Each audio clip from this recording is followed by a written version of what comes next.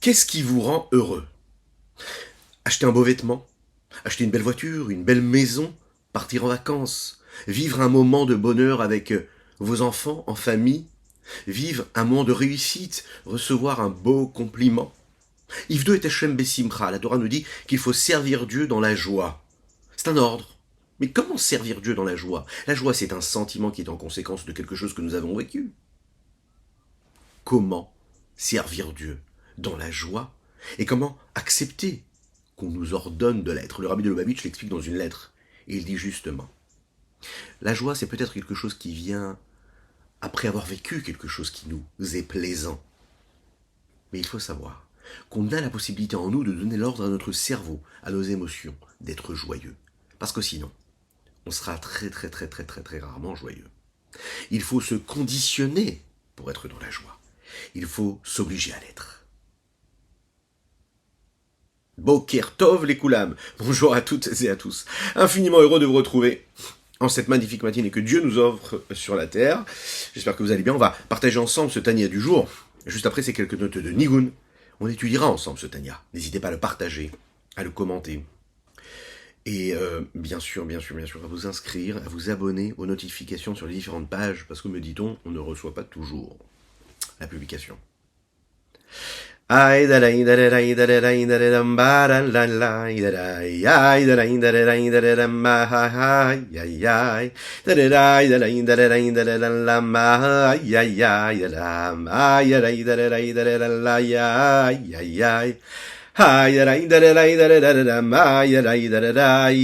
ma ya da da da ma ya da ya ma da da da ma ya da da ya da da la la la da da ma ya da ya Hi da da la ma ya ya ma da da la ya Hi da da ma ya da ya ma da ma ya ma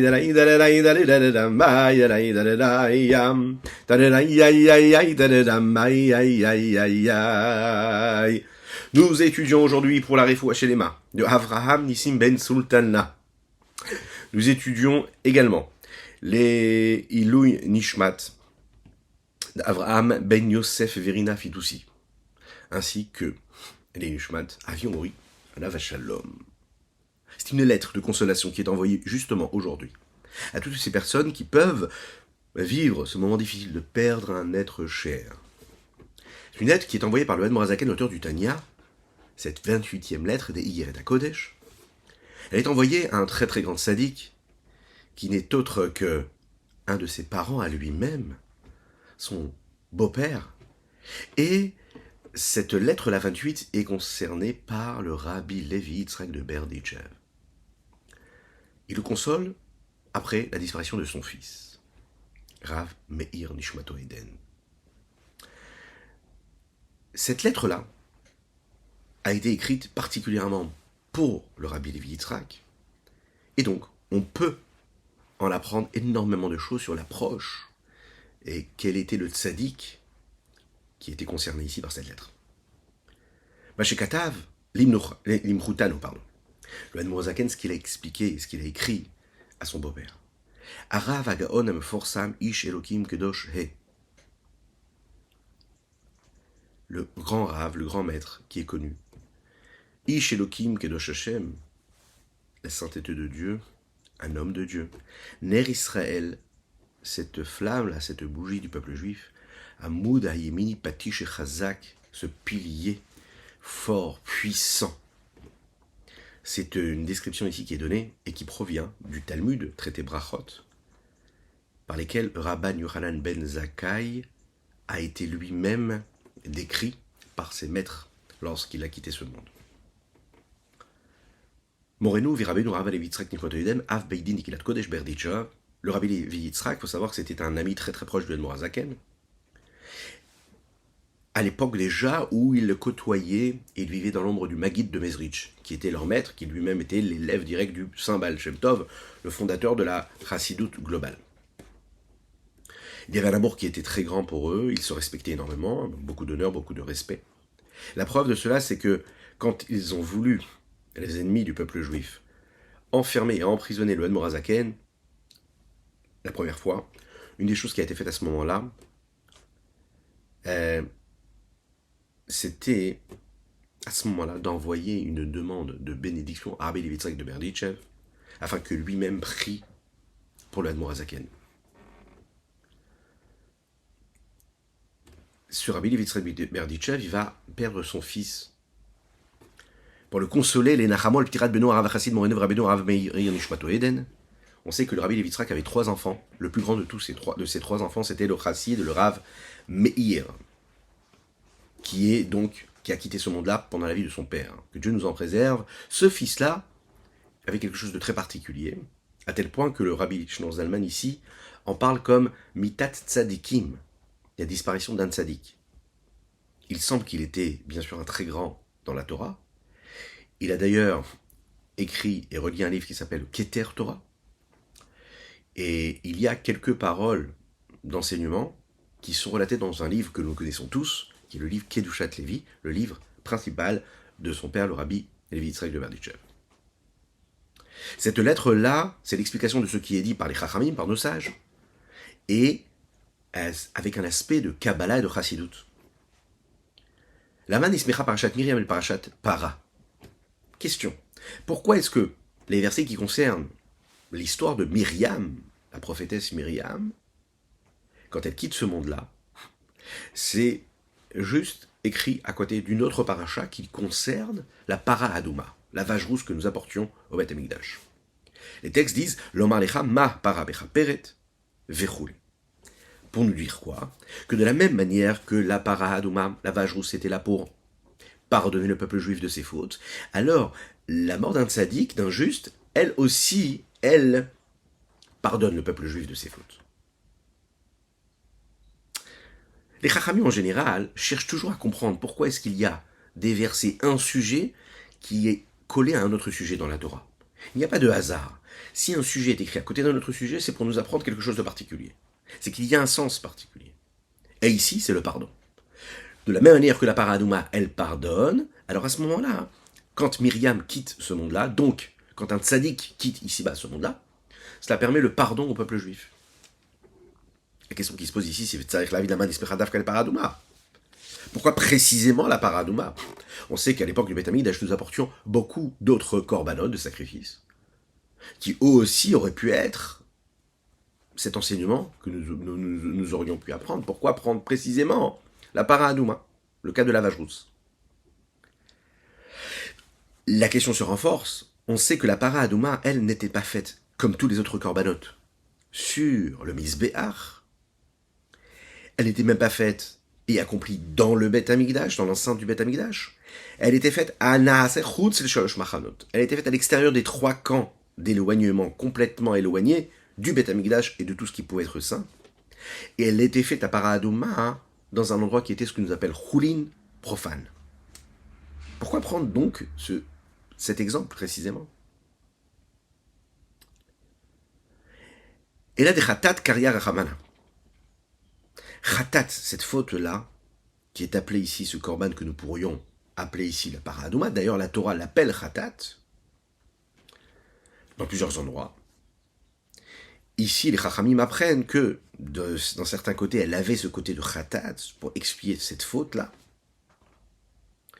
Birtavia de Nusra, dans les écrits initiales, le Nusach de l'écrit a été donné comme ça. La version que nous avons, c'est Anaasem Echutz, ou Mintevat les Shalosh Atevad Rachamana Leita Birtaviad. A priori, il n'y aurait pas ici les mêmes mots que nous venons de lire ici.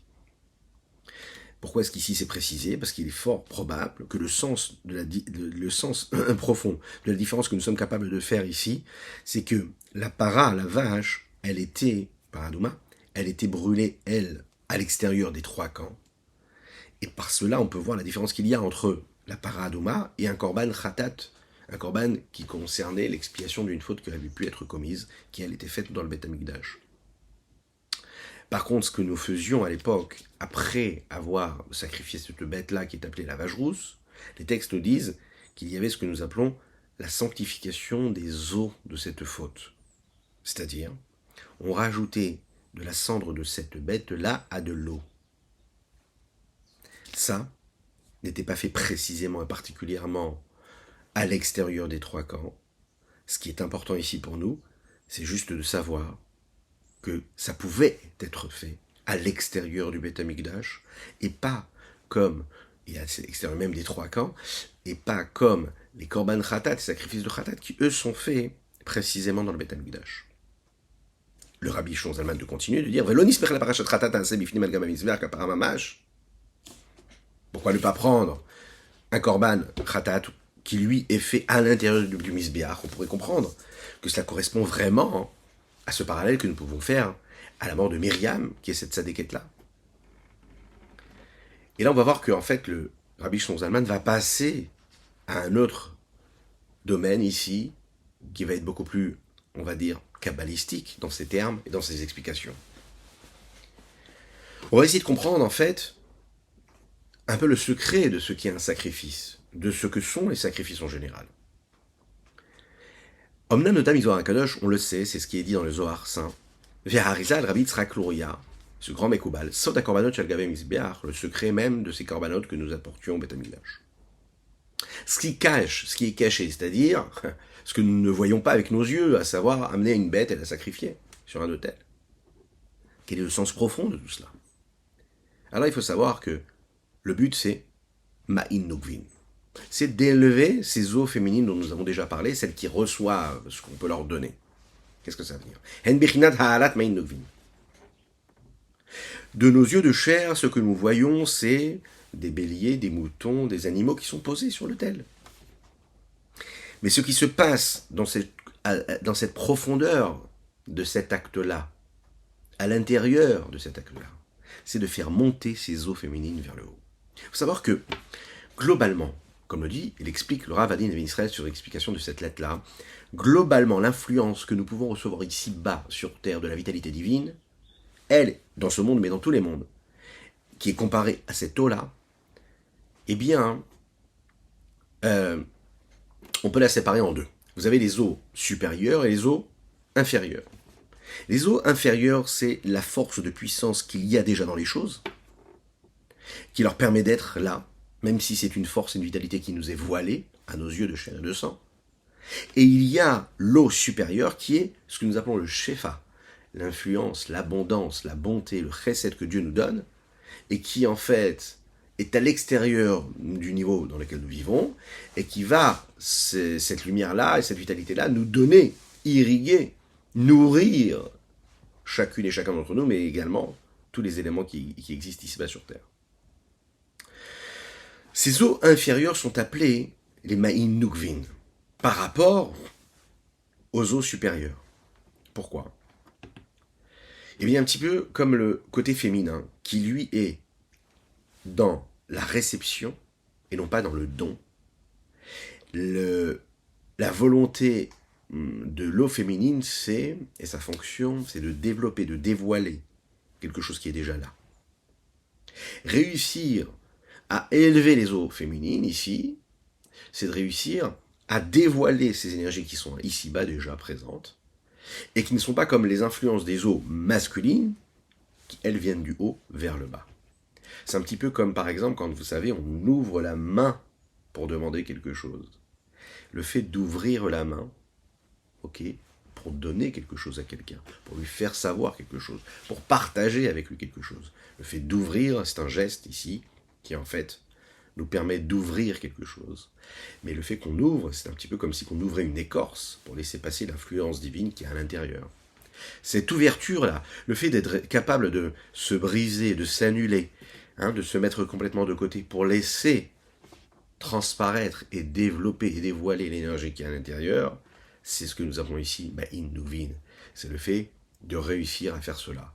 C'est la raison pour laquelle, quand on voit que les korbanot, les sacrifices étaient constitués de quoi? De minéral, de végétal surtout, de végétal, et il y avait aussi du minéral, si je ne me trompe pas, et de l'animal. Et de cette façon-là, en fait, tous les éléments du monde étaient ouverts à cette élévation et cette évolution. D'où cela venait également de ce que nous appelons Miefesh Abahamit Shevenoga. Il faut savoir que les korbanot devaient être accomplis à la base par des animaux qui étaient cachers. Maintenant, ce qui est caché, nous l'avons déjà dit, c'est ce qui correspond à l'écorce de noga, qui est constituée du bien et du mal. Qu'est-ce que je vais faire avec cette énergie-là? J'ai consommé un aliment, qu'est-ce que je vais en faire? L'âme animale qu'il y a dans ces animaux-là, précisément, eh bien c'est quoi? C'est leur vitalité, d'accord? Leur vitalité profonde, celle qui leur permet d'exister. Quand le corps de l'âme, lui, c'est ça, ce qui le recouvre matériellement et physiquement, et qui bloque quelque part cette vitalité et qui l'enferme, eh bien lorsque l'on met cet animal-là et que son corps disparaît quand il est consumé par le feu de l'autel, alors à ce moment-là, en tant que tel, cet animal-là se déconstitue, et qu'est-ce qui monte et qui s'élève vers Dieu? C'est ce qu'il y a d'âme, sa spiritualité, sa profondeur, son énergie divine qu'il y a dans cet animal-là. Elle s'élève, et elle monte, elle se libère du corps physique de cet animal. On l'imagine ici, nous parlons aussi de ce service, de cet effort spirituel qu'il y a dans les corbanotes. Quand par exemple, vous savez, on lit la Tefila, quand on lit le Shema Israël, à chaque fois qu'un homme, par exemple, réussit à passer outre les barrages de son corps, de son esprit, c'est-à-dire ce que son âme animale lui impose, il ne peut pas avancer, et qui réussit en fait de prendre ça, prendre son corps, prendre son âme animale, son ego, son honneur personnel, tout ce qui l'empêche de sortir de lui-même, et qui prend ça et qui le met sur l'autel, il le sacrifie quelque part. Et il se dit, voilà, je me mets de côté, j'ai confiance en Dieu, je fais ce que Dieu me demande. Il est en train de poser vraiment sur la table son corps, ses vêtements, son énergie. Et qu'est-ce qu'il est en train de faire? En effet, de sacrifier tout cela pour laisser passer juste l'énergie divine qu'il a en lui. Comment? Parce qu'il va leur permettre de s'élever, de monter. El Shorshanu Karam Ebrinat Dalet Rayot, Sheba Merkava Nesotet Akise, Pneshov, Neshev, Roulé. Vers quoi? Vers leurs racines profondes de tous ces animaux qui sont ce que nous appelons ici Pénéchor, Pénénécher. Ils sont décrits dans le char céleste qui est constitué de ces animaux-là, cet aspect animal, qui a cette Merkava qui est décrite dans le livre de Yecheskel. Et cette vitalité qui se trouve dans chacun des animaux ici-bas se trouve là-haut. Et quand on apporte le sacrifice, alors à ce moment-là, on le libère, on lui permet de grandir et de s'élever. Il y a tellement à dire pour expliquer dans les détails, mais le temps ne nous le permet pas. À l'occasion, on pourra développer encore chaque animal, qu'est-ce qui se passe, de quelle façon ça se passe, qu'est-ce qui se passe au moment où on ferait la shrita, qu'est-ce qui se passe au moment où on brûle, on peut comprendre qu'il y a différentes étapes dans ce sacrifice-là, et ces différentes étapes, on les retrouve dans notre quotidien, dans notre vie de tous les jours, à chaque fois qu'on est confronté à quelque chose, que ce soit au moment où on va faire la tefila, que ce soit au moment où on va faire une mitzvah. Ça nous demande toujours des étapes comme ça de sacrification, de mise en retrait quelque part, pour le grand projet divin. Validé. Et grâce à ça, quand on réussit à faire élever et monter ses eaux féminines, entre guillemets, Nimshachim Yordin Ma'in Dechurim, alors à ce moment-là, il y a un retour de quoi? Des Ma'in Dechurim, c'est-à-dire des eaux masculines qui viennent du haut vers le bas, Miprinatadam Shalakise, du niveau de l'homme qui lui est sur le trône.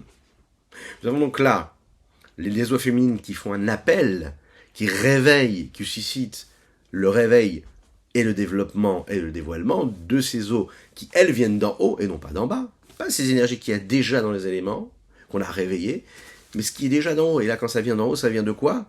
De ce niveau-là de l'homme. Anikraveshem Malka, qui est appelé le roi, Vezeranpin, Ezeranpin, qui est celui qui donne, qui va donner à Malchut, qui est le Nukva, qui reçoit, et qui sont ces Maïnogvin, ces eaux féminines.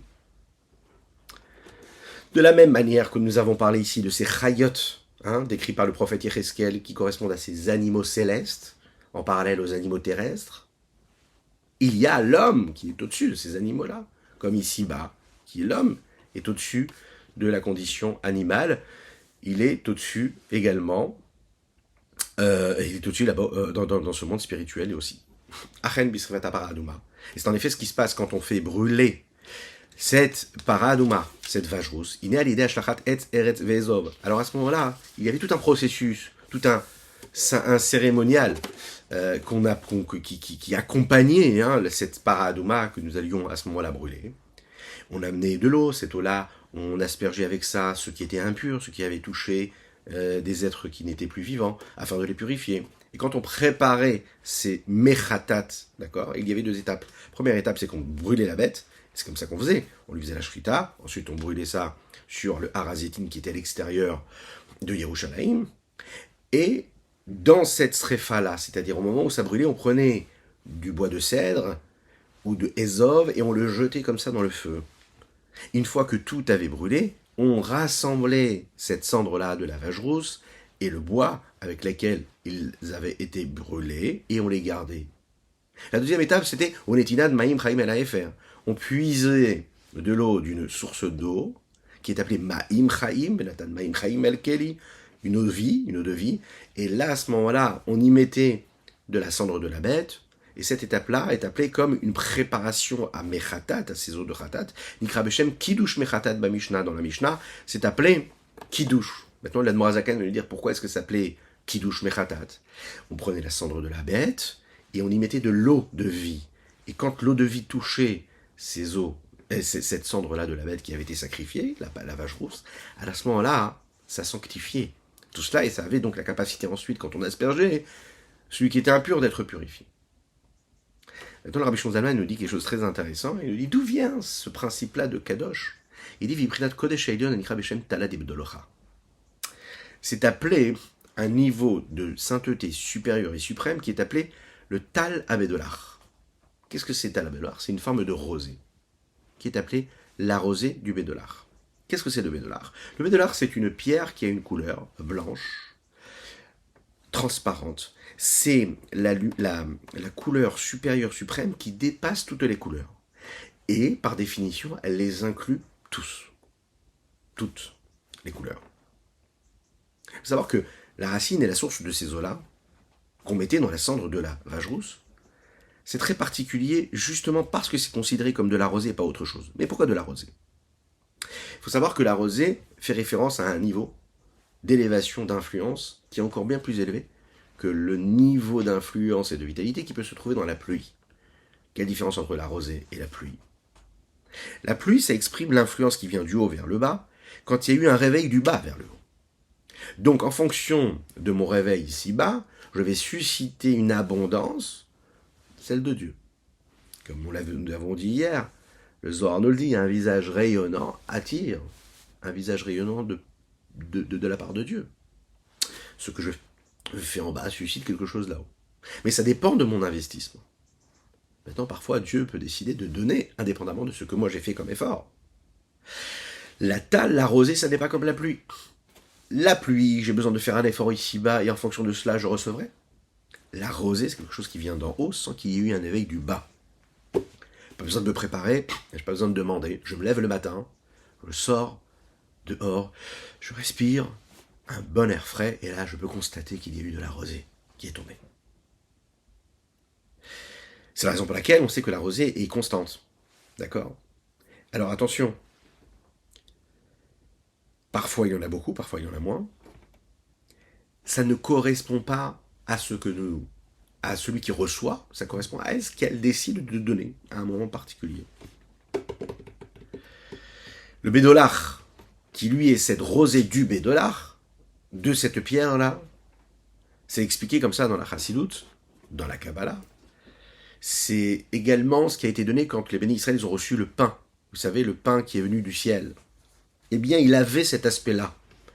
On dit qu'Ein Abedolach. Il avait cet aspect-là de transparence blanchâtre. Alors, c'est pas comme le pain qui vient de la terre, Motzilchem min haaretz, que nous prions et remercions Dieu pour tout ce qu'il nous donne. Il faut semer, il faut labourer la terre, il faut le semer. Une fois qu'on sème, il faut le laisser évoluer, grandir. Ensuite, on va le moissonner. Et ensuite, on va pouvoir l'utiliser pour faire à manger. Eh bien, la rosée qui est le bédolach, c'est qu'en fait, ça vient d'un monde qui est tellement haut, tellement fort, tellement puissant. C'est un peu comme un décret inscrit, on décide de donner. Et là, à ce moment-là, quand on donne, on reçoit ça, et on ne se pose pas de question de savoir pourquoi, qui, quoi, comment. Akadosh Baruch Hu donne, et nous, on doit recevoir. Lorsque il y avait cette sanctification de la cendre de la paradouma, de la vache rousse, il y avait une rencontre entre cette vache rousse, c'est-à-dire cette cendre-là, et cette eau-là. Et cette eau-là, ce n'était pas de l'eau de la pluie. C'était de l'eau qui était considérée comme cette rosée-là. La cendre, elle représente ce qu'il y a de plus bas. L'eau représente ce qu'il y a de plus haut, puisque c'était la rosée, nous l'avons dit, la rosée, elle vient et elle dépasse même le niveau de l'eau, qui vient de la pluie. Et parce qu'il y a cette influence, parce qu'il y a cette connexion entre les deux, entre ce qu'il y a de plus bas et ce qu'il y a de plus haut, entre l'obscurité qui était représentée ici par cet animal que nous posions sur le sacrifice, à l'extérieur du camp, qui représente l'expiation des fautes les plus terribles et l'impureté, l'inverse de la vie. Ça, qu'est-ce qui peut le purifier? C'est une eau qui vient de tout en haut, c'est-à-dire cette rosée-là. Tal, Torah Mechayeu, cette rosée-là, et non pas la pluie.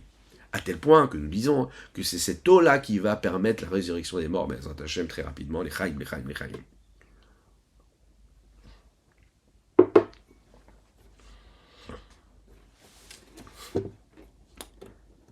Est-ce que vous avez déjà entendu parler de la Chochma Astima'a? On a déjà parlé peut-être de cette question-là. La sagesse cachée. Ah, vous savez que c'est des principes de Kabbalah, on peut y passer beaucoup de temps dessus, et il faut les maîtriser. Succinctement, Chochma Astima'a, c'est la Chochma Pnimit, la sagesse intérieure profonde. Elle est cachée, d'accord? Elle est en rapport et en contact avec ce que nous appelons le Harich Anpin, le visage d'Harich Anpin. Ce sont les grandes figures. Ce sont les grandes figures, si l'on pourrait dire, d'Akadosh Baruch Hu, qu'il y a dans le Keter, ce niveau de Keter qui est cette couronne-là, qui précède même le monde d'Atsilut.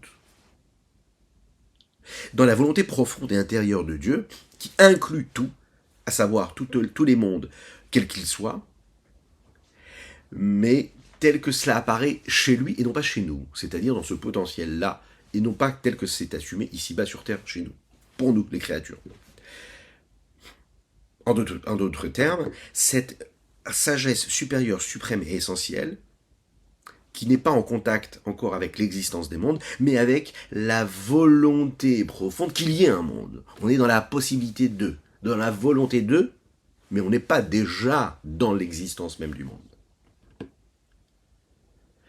Dans cette étape-là de volonté, il y a une forme de sagesse cachée qui a un niveau très très élevé. Pourquoi ?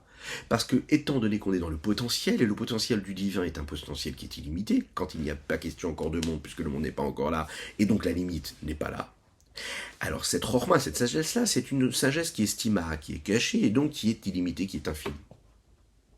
À l'inverse de la chorma qui, elle, va dévoiler, la sagesse qui est dévoilée, c'est une sagesse qui est assumée en fonction des limites, des capacités cérébrales qui vont être mises en œuvre pour essayer de développer un sujet, quelque chose, une notion. Il est dit comme ça, que c'est Tal Abedolach, c'est ce niveau de Chochma Stima. Cette rosée-là, qui a cette couleur, et qui provient de cette pierre-là, qui a cette couleur-là blanchâtre, transparente, qui est très très élevée, correspond à cette Chochma Stima. Comme il est dit dans le Saint Zohar, Shehi, cette rosée-là, Bechinat Chochma Hilha Umacha Stima. Elle vient de cette sagesse suprême et ce cerveau qui est, lui, caché, voilé. Lequel? Des Harich Anpin. Qu'est-ce que c'est Harich Anpin? La couronne, qu'il y a dans la couronne. On sait que dans la couronne, il y a Harich Anpin, Atik Yomin, c'est-à-dire deux niveaux, comme une couronne qu'on pose sur la tête. Eh bien, il y a deux niveaux. Il y a la partie extérieure, superficielle, entre guillemets, qui, elle, atteint ce qui est tout en haut, c'est-à-dire l'infini. Et il y a ce qui touche la tête. Et là, ce qui touche la tête, c'est beaucoup plus ancré et plus en contact avec quelque chose de limité, avec ce qui est en bas. Dans ce Keter-là, il y a cette notion-là de Kedusha, de sainteté. C'est le niveau le plus élevé. Le niveau le plus élevé de l'âme, le niveau le plus élevé de l'influence de Dieu ici-bas dans le monde, dans lequel l'infini va s'habiller. Va Allah itmar bedur tetuva. Et sur ce niveau-là, sur le niveau de la Chochma Stima'a, qui est cachée, cette sagesse cachée, puisque cachée, c'est-à-dire comme un peu bouchée, comme qui ne peut pas se dévoiler, quoi. Et on sait que l'essentiel même de tout ce que nous avons à accomplir, c'est justement Bazar HaKodesh, Bechorma et Bereru, comme le dit le Saint Zohar. C'est par la Chorma que tout est raffiné, tout peut être élevé. L'essentiel même du travail des birurim, du travail de raffinement, se fait grâce à la sagesse. À chaque fois qu'elle va toucher un monde, elle va être celle qui va prédominer, qui va initier la Chorma, le travail d'élévation et de sanctification et de raffinement. Vitapra Chashoraninora, celle qui permet aussi la transformation de l'obscurité en lumière. Vous savez qu'il y a la lumière qu'on ne voit pas, il y a celle qu'on voit. Il y a la lumière que certains voient et certains ne voient pas. Le but, c'est quoi? C'est de faire des birourim, des travails de raffinement. On va faire de l'ordre dans les choses. Celui qui voit avec celui qui n'est pas visible. Vous savez que l'existence même, elle est pleine de plein de choses, en fait. Plein d'éléments, comme la parole, qui est constituée de tellement de lettres, de mots, comme la pensée, qui est constituée de centaines, de milliers de lettres, qui se disputent entre elles pour créer et façonner une idée. Quand on ne voit pas le lien qu'il y a entre toutes les lettres, quand on ne voit pas en fait le lien qu'il y a, le côté, la sagesse intellectuelle, l'idée intellectuelle qu'il y a entre elles, on a du mal à comprendre le rapport. Lorsqu'on réussit à leur donner un sens, à les construire, à les constituer, à constituer un élément global, alors à ce moment-là, c'est ce que nous appelons le tikkun, la réparation. C'est ce que nous appelons en fait à ce moment-là un travail, un investissement qui nous permet de bâtir, de construire, parce qu'on a mis chaque élément avec chaque élément. Dehainu. Olam tikkun, ce monde-là qui est ordonné. Grâce à ce travail-là, qui correspond à ce cerveau caché du niveau de Hari Hanpin, mais Olam Asiya, qui lui à la base provient après cette étape du monde du Tohu, là-bas où ce qui a été engendré c'est la Shvirata Kelim, la brisure des réceptacles, puisque la lumière était trop intense, donc il a fallu briser ces réceptacles qu'ils ne pouvaient plus recevoir, qui sont tombés dans quoi? Dans il brille à Yetzira Asiya, les trois mondes. Et quand il y a eu cette brisure-là, ça répare le niveau de la Chorma, qui est caché, qui se trouve dans le Keter, et à ce moment-là, la réalité, l'existence, peut être ce que nous appelons ici le Olam HaTikkun, vivre à travers la dimension d'un monde de réparation. Parce que je fais ce travail de raffinement. Et à chaque fois que je raffine, je répare, j'ordonne, je mets chaque chose à sa place. Kanoda, comme il est connu, et écrit et décrit, que ce soit dans la Chassidut, ou que ce soit dans la Kabbalah, dans le Harizal, dans le Zohar, etc. Velazot, pour conclure, Meta Eret, Tumatamet, Afshua Viavot, roulé. C'est la raison pour laquelle la Paradouma, la vache rouge, qui, elle, fait ce travail-là de raffinement, de réparation, qui, elle, provient de la Chochma Stima'a qu'il y a dans le Keter, de cette sagesse cachée qu'il y a dans le Keter, elle peut aller jusqu'à purifier même l'impureté d'un mort. Alors que, à la base, l'impureté d'un mort, c'est ce que nous avons Aviavot, c'est le père des pères. C'est-à-dire, c'est la base même de ce qui est impur. C'est très compliqué à purifier normalement. Mais la Paradouma, elle, comme elle représente cette Chochma Stima qui vient de Rechanpin, qui est ce Talab et Dollar, qui est au-dessus de tout, qui est cette rosée, qui vient d'en haut, qui n'est pas assujettie au changement et aussi également influencée par le réceptacle, puisqu'elle est au-dessus du réceptacle, alors elle a la possibilité de passer outre ce que nous appelons ici l'impureté du mort, et donc le faire revivre, et donc pardonner celui qui va toucher ce mort. Ou le Matamata Noga. Et ici-bas, cette écorce-là qui est la source de l'impureté, et de la même manière qu'il y a deux niveaux dans l'écorce, puisque nous savons qu'il y a l'écorce de Noga et l'écorce des Klipot Atmeot, dans l'impureté aussi, il y a l'impureté du Tumatamet, de celui qui est impur, qui est considéré comme la plus grande des impuretés, et la Klipat Noga, l'écorce de Noga, comme son nom l'indique, qui est une écorce dans laquelle il y a une lumière, Noga c'est la lumière. Donc c'est la même chose, la même chose ici, c'est-à-dire, de la même manière que l'impureté qui est en rapport avec cette mort-là, c'est quoi? Ben, par définition, c'est un manque de vitalité, la mort. Et donc l'impureté, elle naît quand il y a un manque de vitalité. Quand il y a de la vitalité, alors à ce moment-là, ça représente la pureté. Mais dès l'instant où il y a une vitalité qui, elle, ne constitue pas et ne crée pas et ne donne pas la possibilité à l'existence, ne permet pas l'existence et ne permet pas de la vitalité continue, mais il y a une perte de vitalité. Cette vitalité n'a pas où aller, elle n'a pas de réceptacle. Il y a une énergie, il y a une lumière, mais elle n'a pas où se poser. Qu'est-ce que ça donne? Ça engendre de l'impureté. Mais dès l'instant où je prends cette impureté et je la purifie par l'eau, alors à ce moment-là, on peut avoir une réparation, un tikkun, une réparation qui peut être produite. Voilà ce qu'on pouvait dire aujourd'hui sur notre dernier du jour, en souhaitant une excellente journée, que Dieu vous bénisse et qu'il vous protège, qu'il inonde votre existence de bonté, de grâce et de miséricorde, de pureté et de sainteté. À très très très bientôt.